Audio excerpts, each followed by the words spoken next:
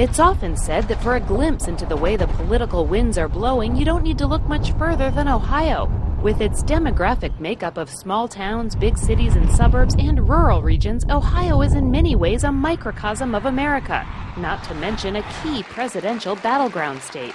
And it's perhaps the best chance so far in the Republican presidential race to get the pulse of the GOP heartbeat.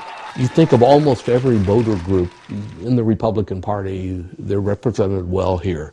Social conservatism, Tea Partyism, kind of a tradition of moderate Republicanism, business Republicanism, so forth and so on. It's all here. It's no wonder then that Ohio and its 66 delegates are considered the biggest prize of the Super Tuesday contests, when Republican voters from 10 states will make their voices heard.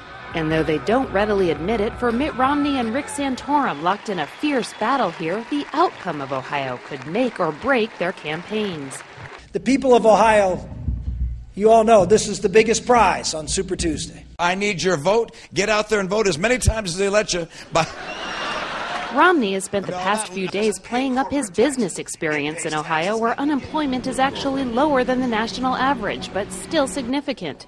He's also hoping to convince voters that he's the most electable against President Barack Obama in the fall, an argument that resonates with Republicans like Melody Sollers. I've been swaying back and forth quite a bit. I was looking at Rick Santorum, but I think Mitt Romney has a better chance to win the presidency.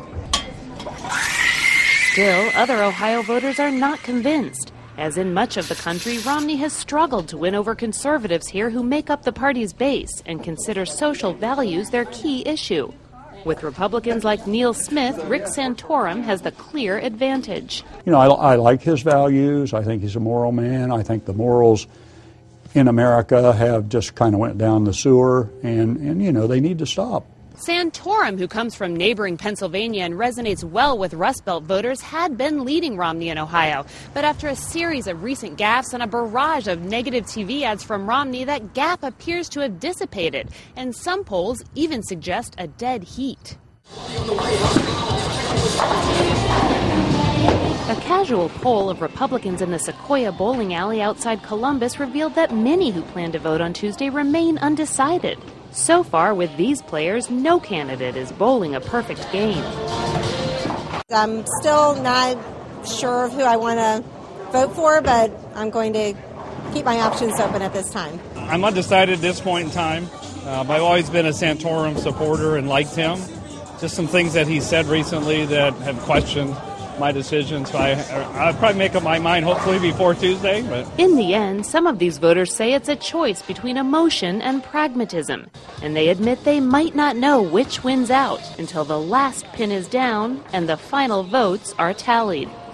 Kelly Daschle, Associated Press, Columbus, Ohio.